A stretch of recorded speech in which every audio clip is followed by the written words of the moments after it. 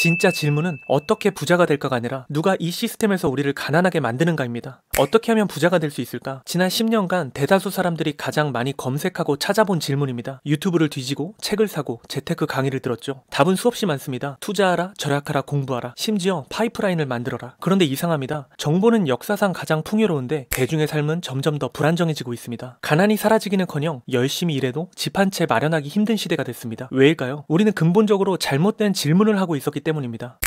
전 세계에서 동시에 매우 이례적인 일이 벌어졌습니다. 코로나 팬데믹이 시작되자 주식시장이 마치 쇼크를 받은 것처럼 단기에 폭락했습니다. 공포가 극에 달했죠. 그러나 정확히 2주 후 중앙은행들의 전례 없는 유동성 공급 선언과 함께 역사상 가장 가파른 반등이 시작되었습니다. 가게는 문을 닫고 항공편은 멈추고 사람들은 일자리를 잃었는데 주가는 사상 최고치를 연일 경신했습니다. 이것이 일반 경제 상식으로 설명이 될까요? 실물 경제는 멈추거나 역성장했는데 자산 가격은 폭등했습니다. 이러한 기이한 현상은 우리 눈에 보이지 않는 곳에서 무언가가 매우 강력하게 작동하고 있었다는 증거입니다. 당시 미국 중앙은행인 연방준비제도가 엄청난 속도로 돈을 풀기 시작했어요. 국채나 회사채를 사들이며 새 돈을 만들어 시장에 공급한 거죠. 그 결과 불과 3개월 만에 시중 통화량이 수조 달러 늘었습니다. 한국은행 역시 기준금리를 인하하고 통화량을 확대하는 등 유동성을 공급했습니다. 그런데 이 새로 찍어낸 돈은 어디로 갔을까요? 일반 대중의 월급 통장으로 곧장 들어왔을까요? 아닙니다. 대부분의 유동성은 곧장 금융 시스템으로 흘러갔습니다. 1차적으로 은행의 준비지급금 증가로 이어지고 채권 시장을 거쳐 자산 시장으로 투입되었습니다. 결국 부자들의 자산 계좌로, 기업의 자사주 매입으로, 그리고 부동산 시장으로 흘러들어가 자산 가격을 폭등시켰습니다. 당시 폭락장에서 누가 샀을까요? 대부분의 평범한 월급쟁이들은 공포와 뉴스에 지배당하며 손절매를 하거나 관망했습니다. 하지만 누군가는 미친듯이 매수 버튼을 누르고 있었습니다. 그들은 알고 있었습니다. 중앙은행들이 역사상 유례없는 규모의 돈을 풀 것이라는 것을, 그 돈이 실물 경제가 아닌 자산 시장으로 곧장 흘러들어올 것이라는 것을. 이것은 단순히 미래 예측의 영역이 아니었습니다. 이것은 정부의 접근성 문제입니다. 중앙은행의 주요 결정 과정과 통화 정책의 파급 경로를 누구보다 먼저 이해하고 이 정보를 바탕으로 시장 포지션을 잡을 수 있는 위치에 있는 사람들입니다. 우리가 뉴스에서 양적 완화라는 단어를 막 접할 때쯤 그들은 이미 시장의 핵심 자산을 매집하고 있었습니다. 우리가 코스피 급반등 기사를 읽을 때쯤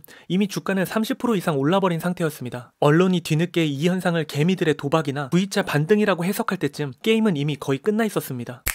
시장은 정보와 속도로 작동합니다. 정보의 시간차가 곧 자산의 증식의 시간차를 만들고 이 단순한 사실이 오늘날 세상의 두 개의 계층, 즉 자산 소유자 계층과 노동소득 계층으로 나누고 있습니다. 이러한 현상은 시스템의 버그나 오작동이 아닙니다. 시스템이 원래 그렇게 설계되어 있습니다. 중앙은행이 새로 찍어낸 돈, 즉 유동성은 통화 정책 파급 경로라는 합법적인 경로를 통해 시장에 흘러들어갑니다. 이 과정의 순서가 핵심입니다. 돈을 찍으면 가장 먼저 정부나 1차 딜러 역할을 하는 대형 금융기관들이 받습니다. 이들은 새로운 돈으로 국채를 사고 주식 및 부동산 등 자산을 매입합니다. 가장 중요한 점은 이 모든 과정이 물가가 오르기 훨씬 전에, 일반 대중이 체감하기 전에 발생한다는 것입니다. 우리가 마트에서 작년보다 물가가 너무 올랐다고 탄식할 때쯤 이미 그들의 자산은 선행적으로 유동성을 흡수하며 2배 이상 불어나 있습니다. 이것은 사기일까요? 아닙니다. 완전히 합법입니다. 문제는 파급 그 자체가 아니라 그 순서입니다. 돈이 시스템을 돌기 시작할 때 누가 가장 먼저 받고 누가 가장 마지막에 받는가, 그 순서가 곧 부의 불균형, 즉 계급을 만듭니다. 이 게임의 승자와 패자는 파이프라인의 시작점과 끝점에 따라 처음부터 정해져 있었던 것입니다. 월급이 오르면 우리는 기뻐합니다. 하지만 중요한 질문을 해봐야 합니다. 우리 월급은 누가 정할까요? 회사가 결정합니다. 회사는 일반적으로 시장의 평균 임금, 그리고 물가와 생활비를 참고하여 임금을 책정합니다. 결국 월급은 필연적으로 물가와 생활비를 따라갈 수밖에 없습니다. 절대 앞서가지 못합니다. 임금의 인상은 늘 후행적입니다. 반면 자산 가격은 정반대로 움직입니다. 자산은 유동성 공급이라는 통화 정책에 가장 먼저, 그리고 즉각적으로 반응합니다. 돈이 풀리는 순간 바로 움직이는 선행적 지표입니다. 이 시간차가 우리의 가난을 결정짓는 핵심입니다. 자산은 중앙은행이 유동성을 공급한 시점인 1월에 뛰기 시작하는데 우리의 월급은 그것이 물가에 반영되고 기업의 실적으로 이어져 이듬해 3월이 되어서야 아주 조금 오릅니다. 그 14개월의 격차 동안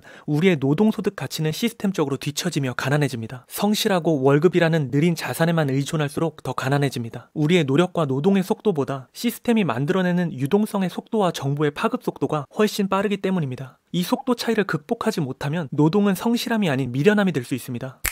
티끌 모아 태산이라는 저축을 미덕이라고 배웠습니다. 하지만 현재의 통화 시스템에서는 그것이 가장 위험한 거짓말이 됐습니다. 금리가 5%를 넘던 고금리 시대에는 그 말이 맞았습니다. 그때는 시간이라는 복리의 마법을 통해 돈을 불릴 수 있었습니다. 하지만 지금은 다릅니다. 저축은 더 이상 가치를 보존하는 행위가 아니라 가치를 녹이는 행위가 되어버렸습니다. 성실함이 시스템적으로 미련함이라고 지적받는 역설적인 상황. 노동과 저축은 느리고 유동성은 압도적으로 빠릅니다. 이 게임은 이제 노력의 양이 아닌 속도와 위치의 싸움으로 변했습니다. 우리의 진짜 적은 가난 그 자체가 아닙니다. 가난은 앞서 설명한 시스템이 만들어낸 증상일 뿐입니다. 진짜 적은 바로 시간차를 만들어내는 구조입니다. 정보의 시간차, 유동성 접근의 시간차, 자산 가격과 노동 소득 간의 시간차. 이 시간차는 우연이 아닙니다. 누군가는 먼저 알고 먼저 움직이고 먼저 이득을 보도록 설계된 구조입니다. 우리는 그 구조의 가장 끝단, 즉 파이프라인의 출구에 서 있습니다. 규칙을 몰라서가 아닙니다. 애초에 돈이 흐르는 위치가 틀렸기 때문입니다. 다시 처음 질문으로 돌아가 볼까요? 부자가 되는 법을 물으면 답은 여전히 수십 가지입니다. 하지만 진짜 질문은 단 하나로 수렴됩니다. 어떻게 이 구조에서 나의 위치를 바꿀 것인가? 돈이 흐르는 파이프라인의 끝이 아니라 시작점으로, 정보를 나중에 받는 자리가 아니라 먼저 아는 자리로. 그런데 평범한 개인이 중앙은행이나 1차 딜러 금융기관의 자리로 설 수 있을까요? 불가능합니다. 이 게임 안에서는 절대 못 섭니다. 애초에 시스템이 계층화되어 만들어졌기 때문입니다. 그래서 진짜 답은 파이프라인의 시작점에 서는 법이 아니라 유동성 복사 게임이 작동하는 파이프라인 바깥으로 나가는 법을 찾는 것입니다. 돈의 흐름만을 쫓아 끊임없이 복제되는 화폐를 모으는 사람과 시대를 관통하는 본질적 가치를 직접 설계하고 창조하는 사람의 차이. 이것이 10년 후 우리가 서 있을 경제적 위치를 근본적으로 결정할 것입니다. 돈은 앞으로도 계속 복사될 겁니다. 복사될수록 그 화폐의 가치는 희석됩니다. 반면 복사할 수 없는 것, 즉 진짜 가치의 희소성은 기하급수적으로 커집니다. 이제 부의 싸움은 단순히 돈을 얼마나 버느냐의 싸움이 아니라 유동성으로 복사되지 않는 본질적 가치를 얼마나 만들고 소유하냐의 싸움으로 바뀌고 있습니다. 그래서 앞으로 부의 방정식은 이렇게 정리됩니다. 유동성이 복제될수록 진짜 가치의 가격은 오른다. 우리는 지금 돈은 넘쳐나지만 진짜 가치는 점점 사라지는 시대에 살고 있습니다. 그리고 그 가치의 공백을 정확히 파악하고 그 공백을 메우는 새로운 구조를 창조하는 사람, 그 사람이 결국 시장의 새로운 주인이자 시스템의 속박에서 벗어난 자유인이 될 것입니다. 다음 편에서는 이 질문에 대한 구체적인 답을 찾아갑니다. 돈을 쫓는 사람과 가치를 만드는 사람, 이 둘을 가르는 결정적 차이가 무엇인지.